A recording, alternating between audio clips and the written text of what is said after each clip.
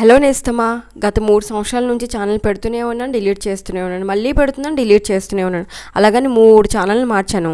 అన్ని ఛానల్లో నేను లోపాలను తీసుకొని గుణపాఠాల్లా మార్చాను. ఈసారి ఎలాగైనా యూట్యూబ్లో సక్సెస్ కొట్టాలని బలంగా నిర్ణయించుకున్నాను. అందరూ పెట్టినట్టు ఫెయిల్యూర్ టు సక్సెస్ స్టోరీ వినడమే కానీ నేనైతే చూడడం ఎప్పుడూ లేదు. రోజు రాత్రి కల్లోన 80,000 సబ్స్క్రైబర్లు, 1,00,000, 2 లక్షలు, 5 లక్షలు, 10 లక్షలు, అలాగే సబ్స్క్రైబర్లు పెరిగిపోయినట్టు కల వచ్చింది.